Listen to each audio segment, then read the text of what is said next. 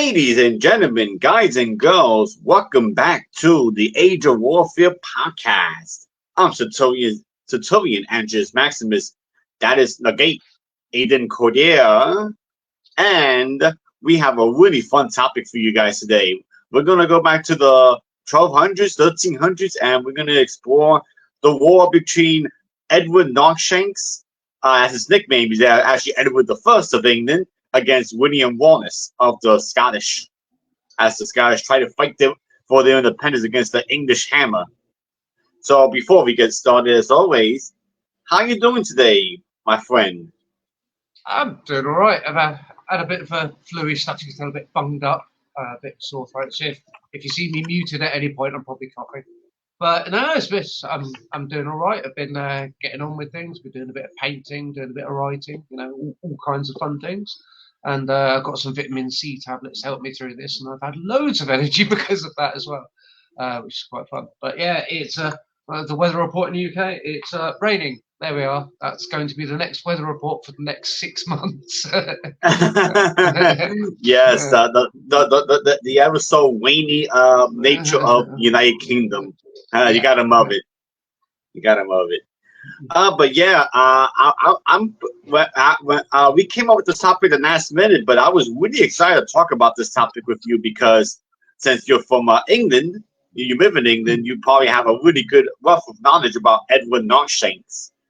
Actually, his name is Edward the First, but yeah, we always call him Edward Knockshanks. That's his nickname. And my first bump into this kind of history was the movie Braveheart with Mel Gibson. Yeah, one of the greatest historical movies, in my opinion. You know, I like the emotion and all that. So, really good movie. I really love the film. It's one of those films I love. It's completely historically, absolutely inaccurate, and it's just, it is. Another one of Mel Gibson's "How can I make the English look bad" films. But I quite like the Patriot as well. The Patriot was quite good. That was quite fun. I like the bit when they're in the swamp as well. But it's got loads of good bits in it. It plays to a lot of the sort of legendary themes of it as well. It's got fun bits in it as well. It's good. It's one of the things I like about it is it's a good fun bit of history, and then people go, "Oh, I like that," and they read up on it and go, "Well, that isn't how it happened," but they got to reading history because they had a fun film as well. I do quite enjoy it. Right. Well, but don't forget, another historical movies were historically inaccurate. Yes, the one people love to hit on the most is Gladiator. The one people really love to hit. But which, you know what? I just don't care. I'm there for the entertainment. I'm there. Are you not entertained? Exactly. Yeah, I'm just there for the entertainment. I mean, I can play Age of Empires for historical accuracy. Although it's it's a bit embarrassing when the video games are more historically accurate than a movie. But and let's not get into that kind of one. Swings and roundabouts. Anyway, anyway, Aiden, I was reading into Knockshanks a little more. People wonder why Edward the First was called Edward Knockshanks, and it's because he was 6'2", which was unheard of back in those ages. One of the big things about this, you've got to remember this. We're talking about the 1200s here. Right? Let's grab his dates, everyone. So he was born in 1239 in June, and he died in 1307. So this is, if you think about it, you got from 1066. You're talking 150 years later. But you still got a lot of the aristocracy are the Norman aristocracy. You've got a lot of that going into France as well. If you look at the people he's hanging around with, so when you get into the de Montforts as well, there's a whole thing of de Montforts. They're primarily French rather than English in that sense, but Norman French as well. There's still a big difference between French, Norman French, English, and then the mixture between everything. It hasn't created that division yet. That you only really get sort of the 1400s that it really becomes apparent that there's a bigger split between these groups. And you get really France and Britain rather than Norman France and England. And a lot of these, the nobles, obviously, as we know, the Normans were the Vikings. So you get these wealthy lords when they've got purer bloodlines, as it were. So they Right. come all of this stuff. They tend to have all of these Viking genes, and obviously they're still eating healthy. They're still eating all the right things, going out and getting exercise as well, because they're the cream of the crop. They can have whatever food they want. They're going out and exercising. Well, you have to, because you have to still be a warrior at this point and lead from the front. So, yes, 6'2" was a bit abnormal. He'd have been on the tall side. But realistically, that class of people would have been about modern day average height for that sort of aristocracy class. So I'm 5'9". So I'm relatively short for these days. I'd have been sort of your tall for your average person, but in the aristocracy class, I'd have been average sort of height. So yeah, he's tall. He's what today we'd look at as a 6'4" person. It's like he's just that little bit taller than people as well. But obviously, in that time, with the aristocracy being slightly taller from that, and then certain areas, obviously the northeast of England specifically, around York especially, with the Vikings, you get these taller people from the Viking stuff as well. But comparative to the short people, it's like the Romans as well. Like barbarians were ridiculously tall, but that's because the Romans were urbanized and eating really badly. So obviously they were just generally shorter people as well. So you get this sort of disparity. So he would then be known as that. And I think he's rocking around on a horse with loads of armor on as well. That's going to add quite a few inches to his height. So he's got his presence as well. Yeah, and another disparity between England and Scotland was that the land of modern day England was actually under the control of the Roman Empire. The Romans never got up to where Scotland is, and I think that also had some cultural effects as well. Yeah, so that whole sort of Hadrian's Hall, Antonine Maulding, that block in between has traditionally, that area, there's always been the borderlands, and there's, if you go into sort of southeast Scotland, the lowlands, sort of where you've got Edinburgh, Fife, that end of the world. Fife, yes. It's flatter. They've got more connections, so the lords from that area were the same as the lords from the rest of England. They both held lands from both sides. There wasn't much difference. It was just primarily where they would have lived at the time. And the Highland groupings were a separate group of people. Think of it more like England and Wales rather than like Scotland as one entity. Scotland has this difference. There's also a big thing about, obviously, the Scots come from Ireland, and it's the way that the Gaelic peoples moved around. So obviously you get the Picts being displaced, and this all happens sort of like in the 800s and the 900s. You get a lot of this. You've got the Kingdom of Northumbria. Obviously, Last Kingdom's a great place to great thing to watch, to see some of this stuff happening up there. And you've got the Kingdom of Lindsey, and then obviously you've got everything that happens with York, with the Vikings and the people that are there. So you've got all of these connections that go across, where it's still there's a lot more tribal aspects to it as well. But that's the nature of having a very mountainous countryside as well. And you find it in Wales as well, where you get the different valleys have the accents in Britain change very quickly. It's the same sort of thing. Castro. Hello. Watching. So you get this in Scotland as well. So obviously they've still got these clan groupings. It's more of a stronger thing in Scotland. You still see it today with Rangers and Celtic, with the Lowland, Highland Scots, and the East West in Scotland as well. So there's still some of it that comes through to that as well. But the whole thing is, obviously, when you're England's a kingdom, and it's this time period where Wales becomes part of the English kingdom, as subsumed into it. And you then have Scotland trying to become one country, as we think of it as a country as well. So this is that formation thing that we've talked about before, of these countries trying to form. And this is also France as well, with southern France. It's just after you've got the Albigensian Crusades going on just beforehand as well. So you've got a lot of the characters in here, and their parents were fighting in those crusades. And that crusade we should do an episode on that at some point. That is absolutely messed up, that crusade. But essentially what that does is it pulls southern France and northern France together. So what we're seeing in Scotland is the lowland and highland Scots trying to be pulled together. And then in England and Wales, where you've got this sort of disparity between the east and west. We got a good question. Anthony asks, how long did it take for Scotland to be one country?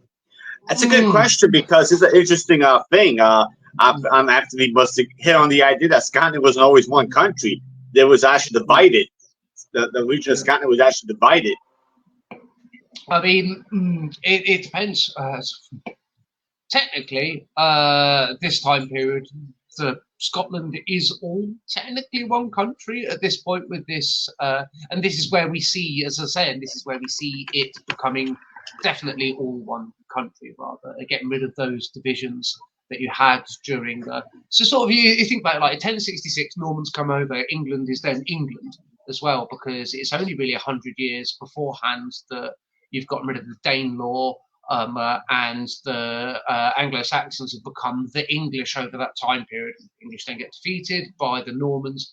They supplant the aristocracy, but at the same time, obviously, Scotland's then forming itself as well. It's where you get this connection with Ireland comes in. So you've got a lot of. There's a whole thing happening in Ireland as well, but that's a separate thing. That you get this. So really, from that time period, but culturally, I actually want to show Aiden. I actually want to show a map here. It should show up soon. And this was Scotland. You know, you had the Fortune, the Alp, and then the Dalriada, you know, was one of the big Celt tribes. Yes. One of the last biggest holdouts of what we would traditionally think. And you could actually Celtic people. And you would actually play as the Dalriada in a Rome Total War Barbarian Invasion as the Celts. They represent the Dalriada. So, but the dates are this is what I was pointing out. If you look at the dates on here, you've got the 900s, got the 800s, late 800s coming into there. So you've got this time period where it's coming up to about 1,000. Year 1,000 is where this stuff starts really grouping together. But even then, at that late stage, at the very north of Scotland, and when you get into the islands as well, that's a lot later that they're really, really part of it. There's even going into very late as well. And even now, there's certain separation between like the Shetland Islands and the stuff north Scotland with the Scandinavian connections as well.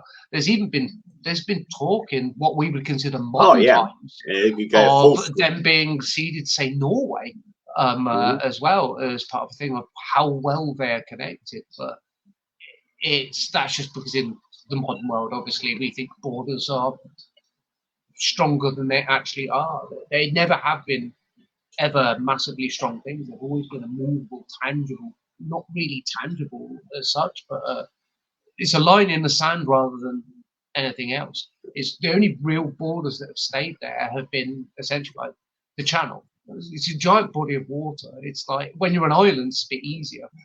That's what differentiates the British Isles from the rest of the continent as well. If you look at the edges of all the countries, is you've got the border between Spain and France. That's basically been the same purely because it's a giant mountain range, and you've got a giant mountain range or a big body of water, you're going to get a fairly easy border.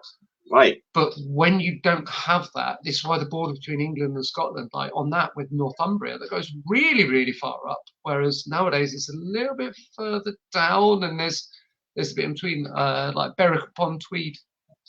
It famously is it Scottish, is it English? And it's not, but it is, but it's not. Right. So I don't think anyone's decided, and I think we've all just given up, really. It's a place. It's like Andorra, really. And the interesting thing is, even though Edward Northshank was known to take on Scotland, but believe it or not, that's not what he didn't start with Scotland. Actually, one of his biggest fears in 1254 was actually the Castilian invasion of the English-held province of Gascony, which was in France. His actual word was against the Castilians, which, you know, the Spanish, basically, the Castilian Spanish, were actually one of the biggest threats to England. So this goes back to what I was saying about how the nobility are actually these Norman French nobility. So they actually had a lot of these French lands. So at this time period, with the way the lords were, it's essentially Western France and massive chunks, obviously Normandy, and massive chunks of northern France. That's all under the purview of the King of England. This is where the conflicts start coming in. The King of England is a king, but the lands in France come under the French monarch, so they aren't a king when they're in France. They're merely one of the top lords when they're in France. So they then have to swear fealty to the French king. So it's the supremacy of the thrones, which leads to the 100 Years' War, obviously. And this is the 100 Years' War thing going on. But that Castilian bit is actually to do with the Albigensian Crusade, which is across the south of France and into northern Spain as well. So you maybe got the Reconquista at this time. So Spain's not really a proper country at this point. They're still trying to take it back from the Islamic invasions as well. It's not until a lot later that's sorted. Obviously, there's a lot of that's been done. You've got Castile being one of the main prominent, essentially the prominent noble house, as it were. And their lands obviously go then into southern France. So where you get this division between southern France and northern France, the Languedoc and Languedoc language barriers as well. This goes right the way back to the Romans, with Provence being the province as well, with the Romans controlling those areas and territories. And we're still seeing the knock-on effects from that in this time period. And the Castilian invasions into Gascony, because Gascony goes right the way down that western coast, that's an issue. But if he then doesn't swear fealty to the French monarch isn't going to get the armies to come and protect France. Oh no, it's your lordly lands of Gascony until you swear fealty, and then it's French lands. So it's that political rambling that goes on, where they're fighting against each other to try and stop this Castilian invasion, because Gascony is incredibly wealthy. You think England at this point is still kind of a backwater. You've got the southeast that's really, really good. You're starting to get this boom in population. Then obviously the Black Death comes along and wipes it out, and you get a bigger boom afterwards. But you've still got a fairly big boom of the fertile soils. But a lot of those fertile soils and trade from those are actually on the south and the southeast, the old Wessex. So from roughly where I am, below the Chiltern Hills south, is where you've got a lot of this sort of the Thames corridor, as it were, where it's, if you look up the M4 motorway on a modern map of England, everything below that, essentially, think of it that way. That's where you've got all of this important bit. North of that, you do have this industry, but the big powerhouse of industry that you get in the north is actually significantly later. It only really becomes a thing in the Industrial Revolution, when we get all coal mining and things, and it builds up very, very, very slowly towards that. But a lot of that initial area is the south, the very south of England. So you end up with this sort of even a divided England, which is still, every country's got the north-south divide or the east-west divide in it. And that's ours in the country. So Gascony is actually, because it was more prominent, it was a bigger part of the Roman Empire, obviously. So it has more of this infrastructure, it's got more land. The booming population can be used better because there's more land. It's recently taken in a war. You've got the whole thing going on with the church, which is trying to be restabilized. So you've got this economic thing going on, and then this invasion. You've then got a lot of roaming troops as well. As soon as you end a war, you've got, well, what are these soldiers going to do? But they're just going to become mercenaries. And that was a massive thing in that time period, in that area, through the 100 Years' War as well. It becomes a massive thing. So you've got that land needs to be protected. And as we all know, if you need to protect things, then you need to pay blacksmiths. Well, then the blacksmiths are going to make money. So you create an economy around this constant state of warfare that's starting to appear in that area. And so what you essentially have is, that's a far more important province because of the money. And you don't have to get things across the channel to trade with everyone as well. So your shipping costs are less, literal shipping costs in this case, which then makes it more important land for him to be able to deal with that more, because they're, at this point, they're still Norman lords who own England, not English lords who have lands in France, and this is the time that it starts changing. And this is that time period where all of that starts changing over to what we think of it as now. Anthony Castro's question, though, very English, eccentric answers to this of they're all the same people. The Irish and the Scottish, that difference is they're all smaller kingdoms at this period. Ireland is known. There was also, I can't remember which country it is in Eastern Europe, was also known as the land of the kings as well. The Irish had kings everywhere. There were lots of different Irish groups. And there was a famous, you'll know of this, Angel, because it's actually a type that comes up in games, the Galloglass. So that's a famous sort of more traditional Irish unit. Now, what we've also got to think of at the time is Ireland. The Normans had tried to enter Ireland, but so you get the Norman invasion of England, and William the Conqueror goes around, does all this thing, and he gets the Doomsday. But he then dies. You then get William Rufus's son. That's when they start going into Ireland. Now, everything's, then the English invaded Ireland. It's like, no, the Normans just carried on their conquest to the next island. This is equivalent of the Normans hitting up Italy, going through Italy, getting down to the south of Italy, and then doing Corsica, and then starting working their way across the islands, starting to come into conflict. Well, they were already in conflict with the Lombards against the Byzantines when they were in Italy, but then hitting all those islands. This is exactly the same situation, where you've got the Normans, where they're consolidated their gains in England, and they're moving on Ireland as well, where you've got these big provinces. So the way that Ireland split up into its counties, and you get it in England to a certain extent as well, and Scotland, the areas we were divided up in were essentially mini kingdoms amongst themselves. It's the southeast of England is not a good place to look at this. You really want to go to Ireland, Scotland, and more towards the northwest of England to see this a bit better. But Norfolk's not too bad of an example as well. These specific areas were the lands held by that lord. That was their territory, and they have more power at this point, which becomes important with Edward. We'll get to the whole Baron thing in a minute. Ireland is no different in that manner. You've got these Irish kings because they hadn't unified into Ireland yet. It was the different Irish kings. They were the Irish kings, but they were still different people. So imagine it more like the United States, where you've got the different states. They're more prominent, but at the very beginning, where you had a federal government, but it was tiny, that would be more like the Irish kings coming together to decide things amongst themselves, but they'd still be infighting between the groups. Now, as William Rufus have gone in, it was Munster, I think. Oh no, was it Leinster? I can't remember which. Someone will have to look that up. There were kings in Ireland that had allied with the Norman lords, and there was this exchange, a bit like the Lowland Scots, where you had these lords that were parts of different areas. You have the same things. You think these Norman lords, England's just another conquered territory. England's no different to Ireland or Scotland at this point. It's just somewhere else that the Norman lords of France have conquered. So you think Normandy is the central point that's gone outwards. So it isn't England invading, so it isn't.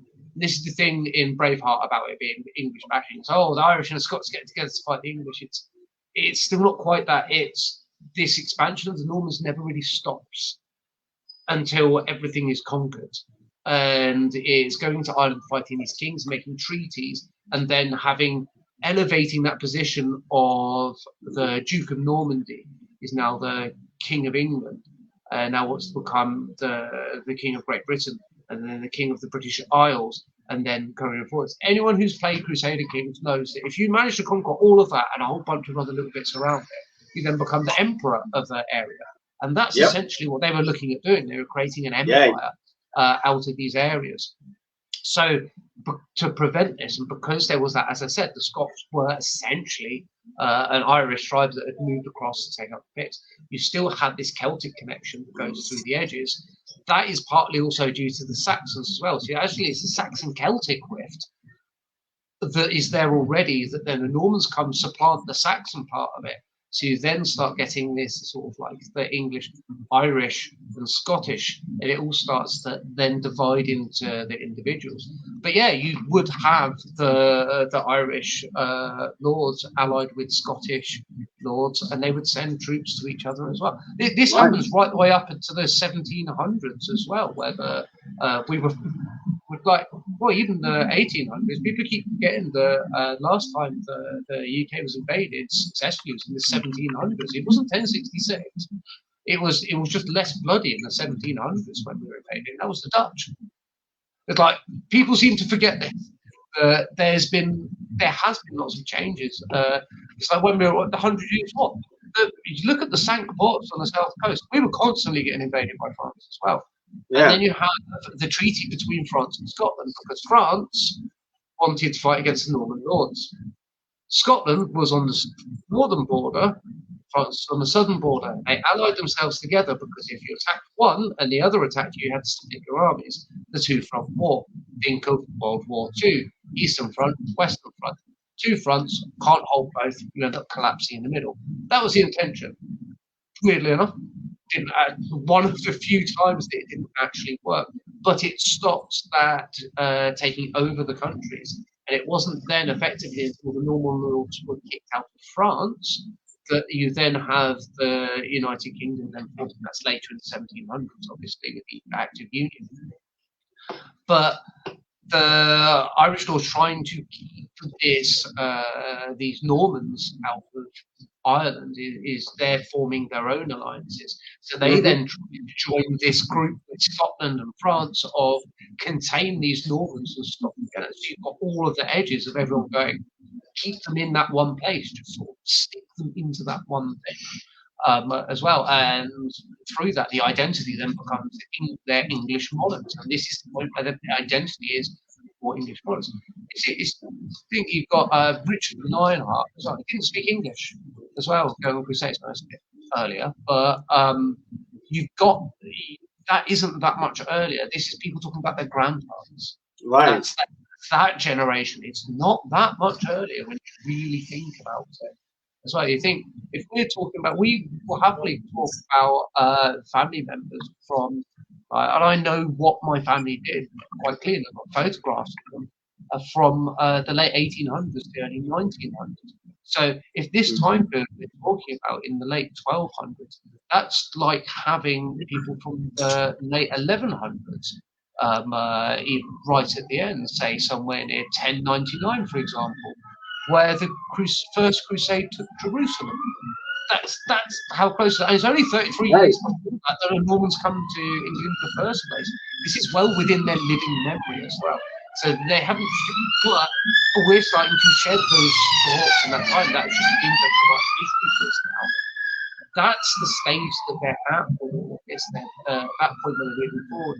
It's the 1400s where it starts to become far more divided from this time period. This is the time period. This late 12th into the 1300s to get this big change. It's one of the reasons I find it quite a fascinating time period to get all of this. It's the formation of these kingdoms and so. So the English fighting against the Scottish, there's always been a thing because the English were, well, the English before the Normans turned up, fighting against the Scots. Well, yeah, it's about that land in between. It's about all of those different separate kingdoms. Theoretically, you could work out with the invasions and where the lords were, but Scotland theoretically could have ended up as just a Highland. Right. Areas, and no land would have all been subsumed into what would have been an English nation. You would have had that separately. And that's part of the divide between the Highland Scots and the Lowland Scots, especially all the way up until like the Jacobite rebellions and things like that. You've got all of that still simmering on. Nearly 500 years later. Right. You've got all of this going on. So it's not something that's forgotten very quickly at all. And you've still got these divisions through that. But the whole turning up, we've got to attack the English because the English have been coming over and massacring us. That part wasn't a thing. That's a modern thing because of what has happened between that time period because of this.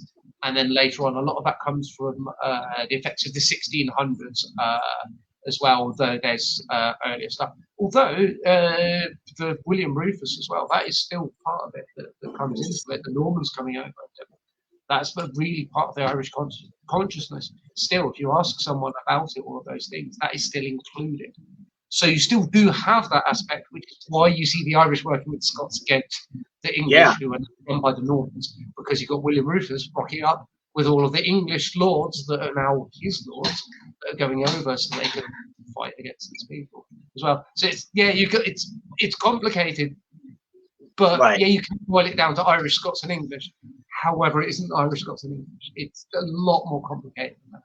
And everyone's forgetting about Wales in the middle there. But, Edward Longshanks didn't, because it became his as well. Give me 2 seconds. No problem.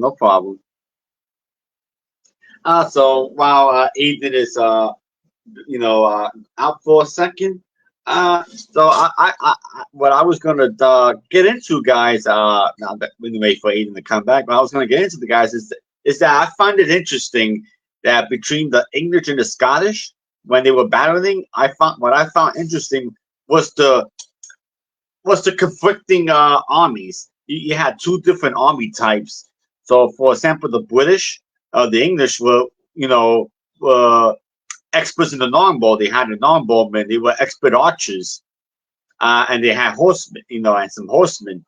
While the Scottish preferred to fight on foot. They had Scottish nobles and Highlanders, and they prefer to fight with the 2-handed swords and all that, and with rope paint. So you had 2 different kind of. These armies couldn't be any more different from each other. The Scottish they fought on infantry. They were infantry specialists, while the British were archery specialists. And as a person who plays Age of Empires 2 or not, obviously the English had the advantage in that particular battle, because archers had a long range compared to the road raiders of the Celts, Scottish. So if you ever play Age of Empires 2, the British, the Britons, why they call them in Age of Empires 2, had longbowmen. So sometimes I say to myself, how did William Wallace manage to overcome the fact that the Edward Longshank had expert longbowmen, and he had nothing but guys with 2-handed swords, and and in order to use a sword effectively, you had to get closer to the archers. I just find that really interesting. So this is actually the wars between England and Scotland actually are one of the reasons the English army, and this is the point where the English army starts to become incredibly feared, and being one of the best armies is a reputation that it wanted to keep up from this time period. So one of the things, if you look at any conflict that Britain, the UK, or England has been in, usually you will find just beforehand a smaller conflict where we lost. And when we lost that conflict, we looked at why we lost it, and we took the tactics of the enemy, and then we used that to then go and fight against the next enemy as well. So you think about the First World War. The Boer War was beforehand. We sorted that out. Where we won stuff in the Boer War. That was the Sikh Wars, where we lost some stuff and then adapted from that. Napoleonic Wars, well, the American Revolution, the advent of the light infantry, and this is where you get the rifle coming in as well. The heavy use of light infantry is what won us the next conflict. This is one of the time periods where you see this happening. I wrote about this quite a lot at university, that the Scottish used the Shiltron formation. So essentially, it's a formation that's a bit like the shield wall formation. Essentially, what you do is you've got hills and you've got boggy bits in between. You get a bunch of guys with spears, shields, and you rock up, sit on the top of the hill with all the shields and spears. Sound very familiar? Sounds very Battle of Hastings, doesn't it? Yes. But you can't get your cavalry across to get up that hill at this point because there's enough march doing it properly, unlike the Battle of Hastings, where they fell to the Norman idiocy of pretending to run away. Very rude of the Normans, that one. But enough about that one. So you get this formation, and this is where the longbows become less effective, because actually to get the arrows in there, you have to then get closer. you're then pushing your longbowmen into a really, really bad position. Their backs are against a marshland or a river. It's hard to run away. If you look at the battles in this time period in Scotland, there's always a bridge involved, Stirling Bridge. Classic example here. They show it in Braveheart, actually. It's one of the things they hint at. And a lot of the other battles, they've got this marshland around it as well. It's anchoring. Tactically, it's very, very good movement. Strategically, finding these battlefields and forcing the conflict, that was very good. So what they did was they found these hills and they had the Chiltern, which they basically castled up on a hill. And the archers couldn't really do as much. And then your cavalry charging uphill is not going to really do as much. So we're not talking, a shallow uphill was actually kind of good for cavalry in a certain way. That's a complicated topic. But if you've got a steep uphill, crap for cavalry. They can't get the cavalry up there to really do much against this. So you've got to then force these archers forward. So these formations are very, very difficult to destroy. If you then go into the 100 Years' War and see how we won a lot of these battles, the Scottish were also using archers. So you have these castled up formations, and they were firing downhill. So it didn't matter the England, and this is obviously Wales.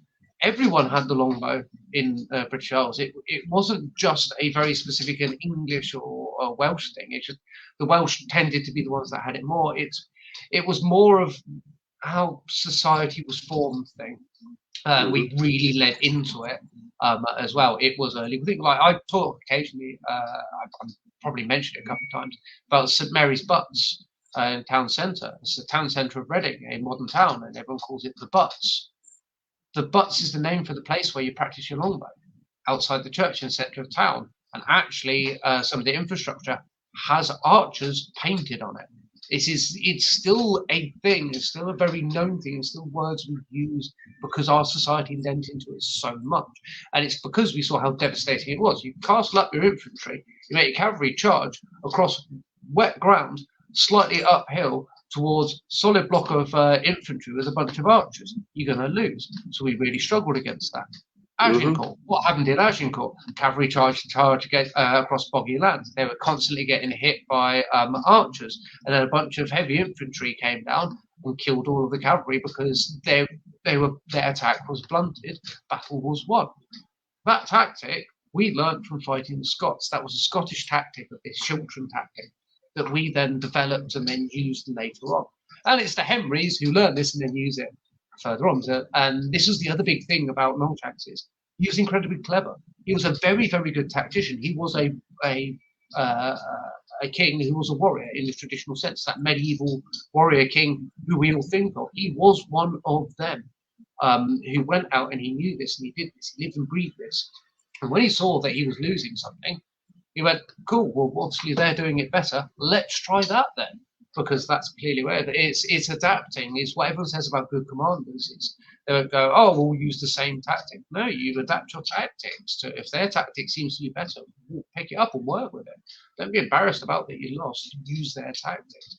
And that's one of the big things about this conflict is it brought armies to such a level that the French armies couldn't compete because they hadn't seen these tactics, whereas we had as well. And not to mention the fact of the Scottish coming over as well. But we're just about two different kingdoms with different fighting styles here as well. And there's obviously all this, like the double hand. I actually have that sword, the Braveheart sword. Right. And it's completely unwieldy. They're crap. It's like, until you get into pike formations later on, they're really not a good weapon. Very rare, wouldn't have been used much on a battlefield. You're using more of the normal sword, the normal spear. It's the Scottish weren't that much different to everyone else. Like tartan as well. Tartan wasn't a thing. Tartan, it's as in the material itself. Yeah, that was a thing. But clan tartans weren't. And clan tartans were an English invention, like for the lowland Scots, like 1700s as well.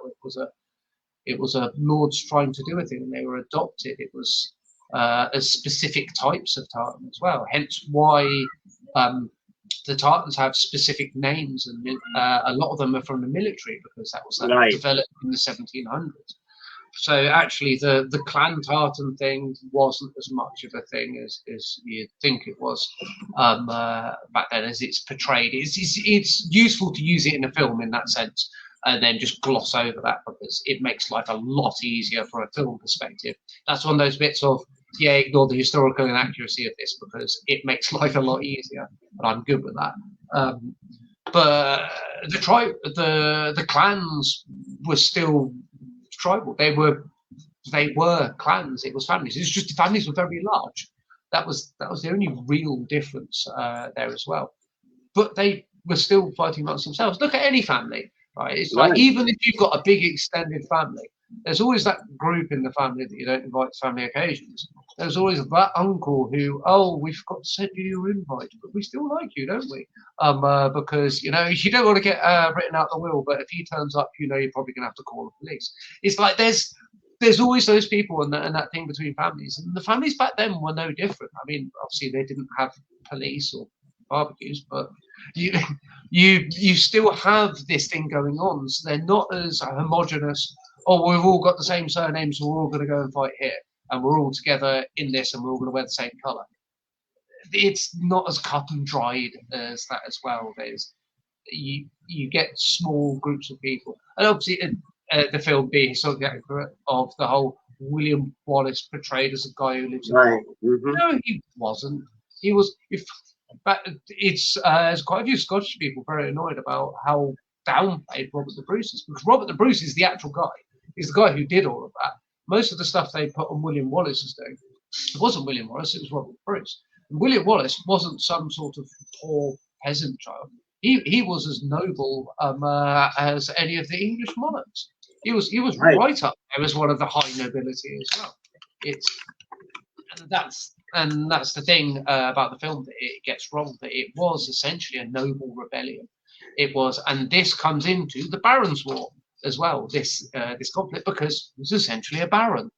It's through this time period you get so something called divine right of kings becomes a very big thing in the 1600s in this country, and it's why we ended up chopping our king's head off, because we were like, nope, not having that. Let's have a parliament that is a proper parliament.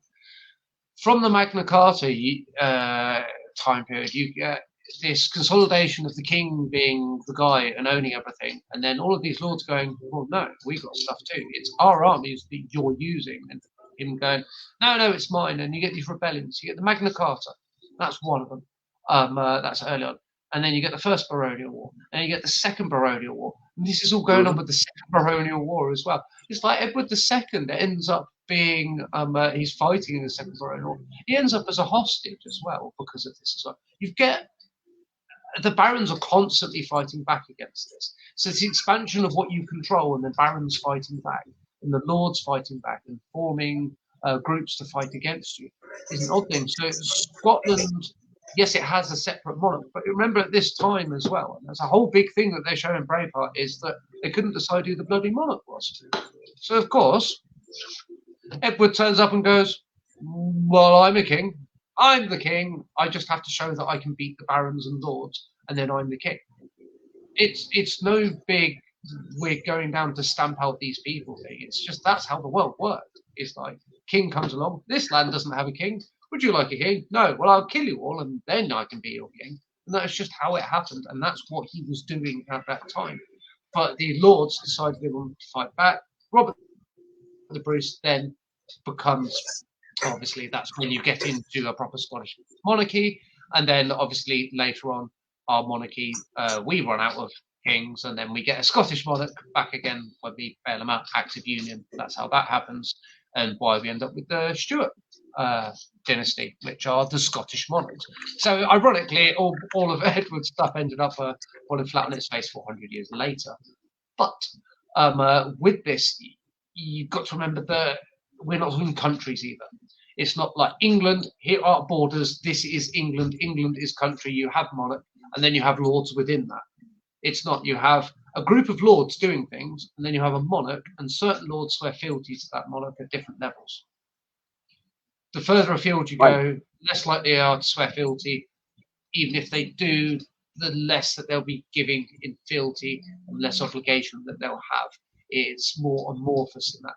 So there isn't this is England, now we're in Scotland, and now the Scots want their territory back. It's these are the Scottish lords because they're more likely to be Scottish.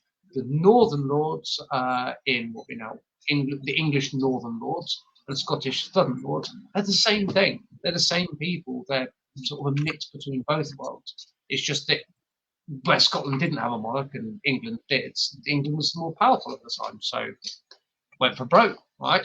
We've had Wales, trying Ireland, let's go for Scotland next, see if we can get the whole lot. Right? And I mean, we eventually did, but that's definitely ended up. Yeah, let's not get into that bit of history because that gets Right. But essentially, yeah, that it's the amalgamation of all these territories. It's how everything came together. Formation of the United States, exactly the same. Starts off with a whole bunch of states in the corner. They all get together. They decide they want more territory. They go into land. They form a new state, kick the people out, and then they're like, "Oh, we've got a new state. We've got some more land. Do you want to join us? Yes, right, cool. You can have this territory, but we're going to call it this." And then you build out. Oh, this bit of land over here. How would you like some money so that we can have that? There we are. Louisiana Purchase, Alaska, West Coast, right? The same thing. Oh, well, let's have a war and then claim these territories. New Mexico, Texas, like it's exactly the same formation of the United States. It's exactly the same pattern of what was happening there. It's just happened at a later time. So it isn't abnormal, and it isn't invading another country to get their stuff. It's territory that's owned by people, subsuming them into your wider control area, or then fighting you off and then forming themselves into a central control area. And the latter obviously happened in Scotland because it had some measure of independence. And this obviously goes back to the Romans, who made that artificial line with a couple of walls saying, that's Scotland, this is England. Well, they didn't say this is England because the English didn't exist back then. But this bit Roman, that bit's not Roman. They made this artificial divide between the two. And it's just everyone's gone, well, someone built a wall here, so there should be a wall here. Doesn't necessarily need to be a wall there. They only built the wall there because it was the shortest bit across. Could have been anywhere. It's like that. It's this goes back to the if you paint something one color and then don't mention it, and it's you work for a city and you paint the thing that color, and there's no true regulation on it. Everyone will repaint it that same color forever because people will just do the same thing. That's what people always do. They'll have done the same thing. So this border between Scotland and England literally is just because someone decided one day to build a wall there, and then that's it.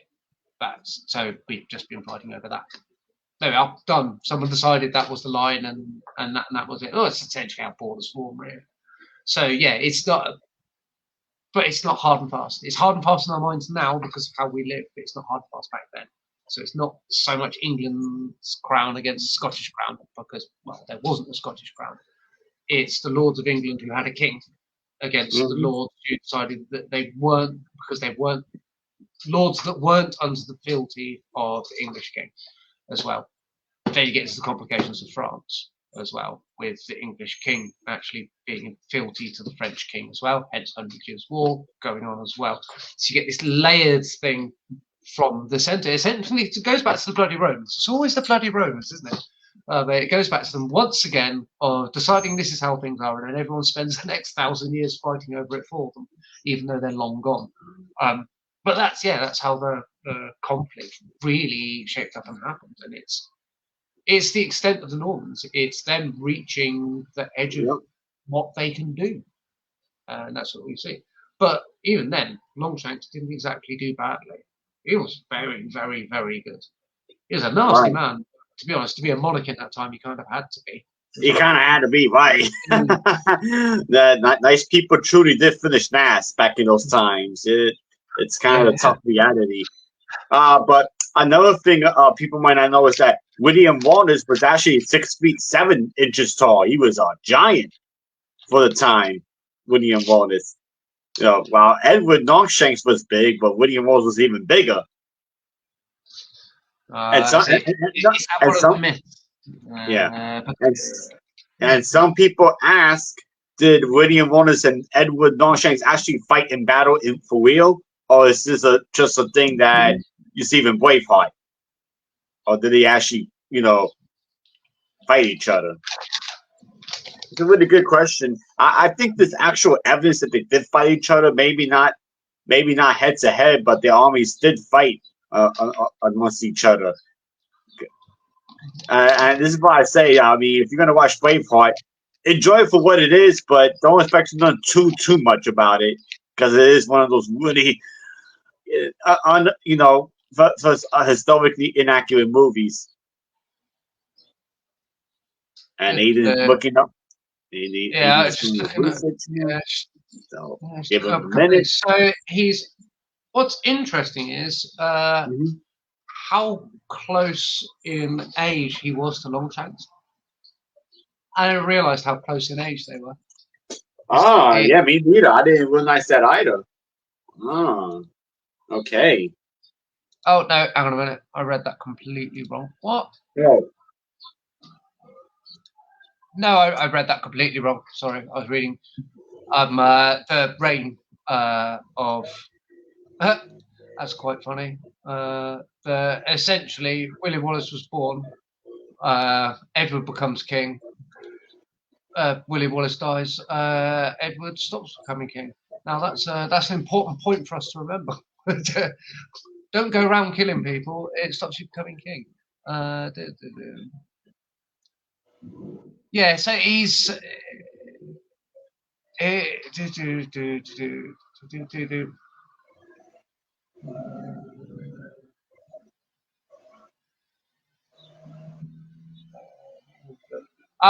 So yeah, this is the thing. But here there was a connection in there somewhere. So the bit that I was looking up was that, I said beforehand about how some of the, especially Scottish Islands, have got Norway has essentially titled them as well.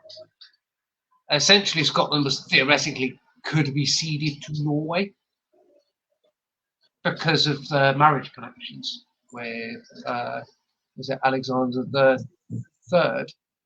Yeah, when he dies, the heir to the throne was his granddaughter, Maid of Norway. Then she dies. Well, that's unfortunate. Which leaves then no one in there. So essentially, what's happening there is Scotland is still then far more connected to the Viking. This is obviously the Viking Age has ended long since, but this is still the last vestiges though. So you get the Kingdom of Norway, and sort of you got Denmark, Norway, but very prominent features. So Scotland was about to become part of the Kingdom of Norway. Now the other way to think about this is it isn't, as I said, obviously the grandfathers of these people fighting are the people who have it, who is still, it's fresh that there was a Danelaw. Obviously, that was a big thing that was stopped, and they kicked this Norwegian monarch out of England. And finally, England was free of the Norwegians coming in and taking lands that should rightfully be theirs. Alexander III of Scotland dies, and the entirety of Scotland ceded to Norway. That seems a bit of a, oh no, the Normans, they are the Normans.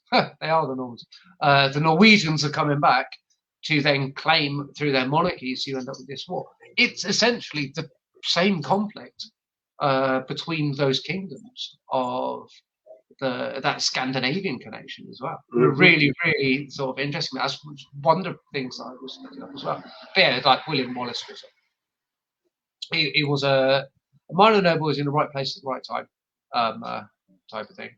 He was a rebellious leader, but not he wasn't heir to the throne or anything like that. He was a knight who did a fairly good job, was good at public speaking. That's about it, really, when you think about it. As you think about it, it's like I'm sure the US has got its fair share of people who have, well, pulled themselves up by their bootstraps. So that term came from somewhere, as well. People who've become prominent who started out actually on the lower rung rather than being born with a silver spoon in their mouth. As well. Oh, yeah. That's why William Wallace then becomes famous, because he's a minor noble. He's essentially just a knight, but just a Yeah. knight is like saying, "Oh, I was just a millionaire, so had $1 million as net worth." That's still like insanely rich to the vast majority of people. Yeah, really, it is. Mm-hmm. Yeah. He's what today you'd in the US, he would be the equivalent of a a lawyer in a mid-sized city who works for a decent-sized firm, isn't a Right. partner, but is sort of just below. Like he'll end his career as being a partner, which is what essentially William Wallace then does. Obviously, Well, there's actually something I wanted to show you. This is the plaque that was given to William Wallace. The plaque marking the place of Wallace's execution. So basically, the mark of his execution. Scots patriot born at 1270 A.D. who died from the year 1226, fought dauntlessly in defense of his country's liberty and independence in the face of fearful odds and great hardship, being eventually betrayed and captured and brought to London and put to death near this spot on the 23rd of August, 1305.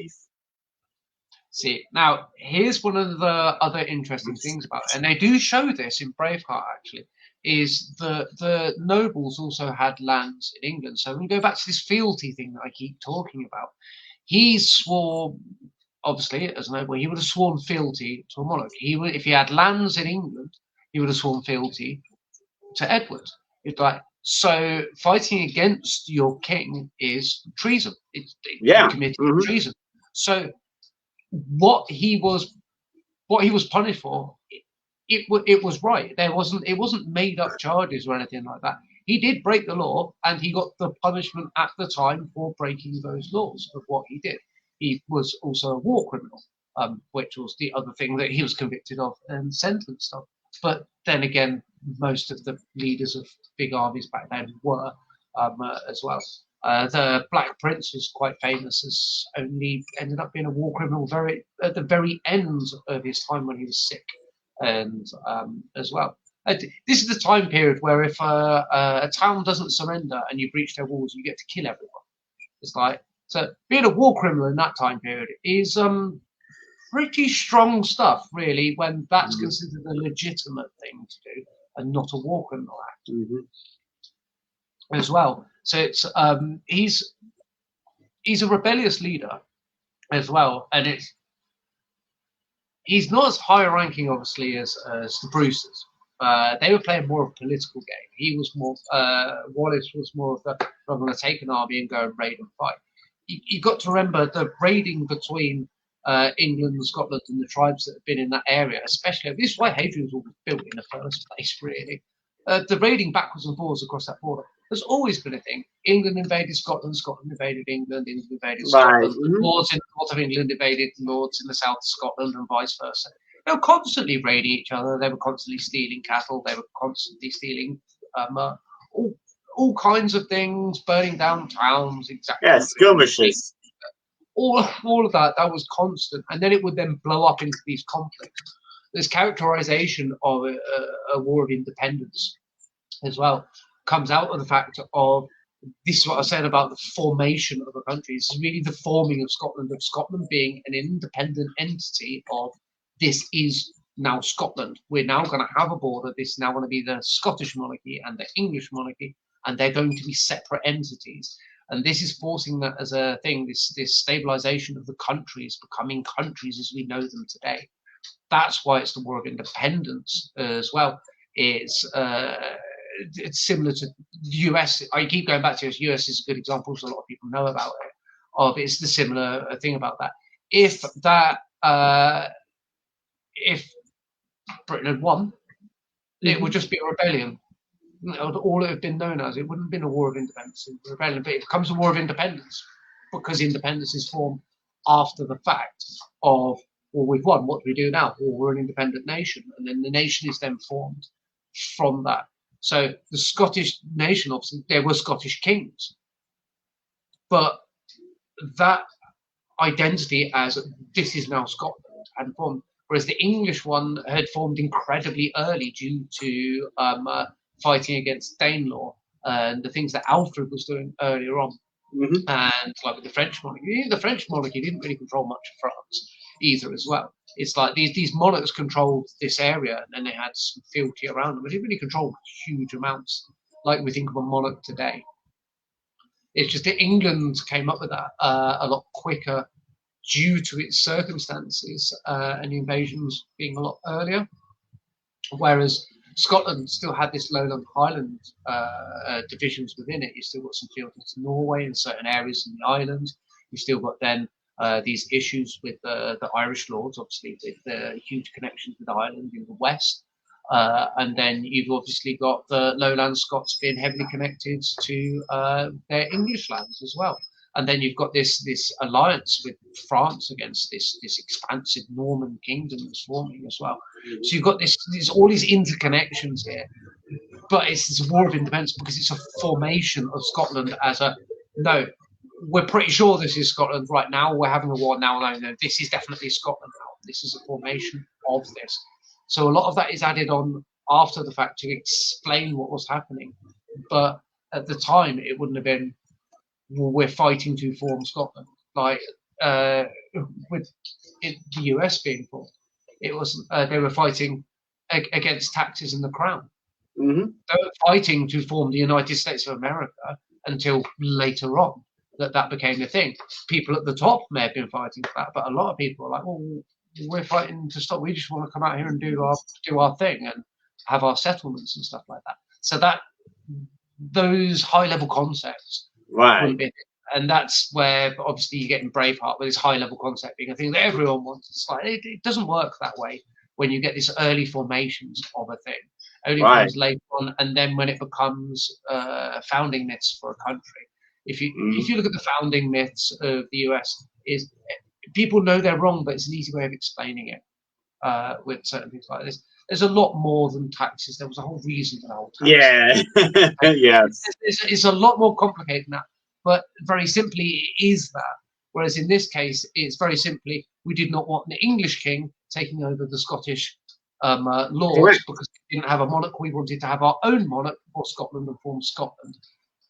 It's very clear and has that. There's so many little complications in there as well of, but the lords weren't really Scottish lords. They were just lords that had lands that became areas that were in the Scottish domains, as it were, and then they had English domain lands and probably French ones, and some of them probably even had lands in the Middle East at this point as well, because this is right in the middle of all the Crusades happening.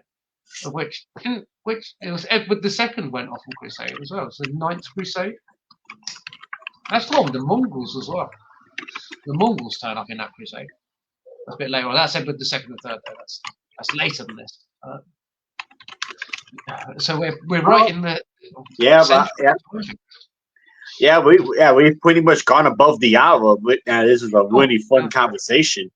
Before we go, Aiden, obviously I want people to know that we still got the charity anthology coming out soon. DJ Cooper is working on the cover concept for that. I saw an update for her. And how's your story coming along for that? I will be adding the final touches tomorrow and checking through the editing. I'm hoping to have it essentially complete, apart from minor pass-throughs next week as well, because the story is almost finished. I've just got to work out how to write the last bit of it so that I can end the story rather than just stopping writing it. Little bit at the end, the annoying bit. But I've got to do a few more editing passes on it as well and tidy it up, and then it'll be wing its way to the book. Yeah, it's gonna be, it's gonna be really fun. I can't wait for it to come out, and obviously we'll keep you guys updated when we get an actual release date for it. So we're still working on it. Unfortunately, we hit a few delays here and there, and but pretty much this was another fun episode. It's good to know more about Longshanks and William Wallace. So that's going to be it for this one, guys. Another good episode. So we'll be back in 2 weeks with another topic. So as we're going to figure out what the topic is going to be. But for now, this has been Sertorian Actions Maximus. That has been Negate. Aiden Cordia. And we'll see you in 2 weeks with another episode of the Age of Warfare podcast. Until then, enjoy the rest of your weekend, guys. Take it easy, guys. Take care, guys.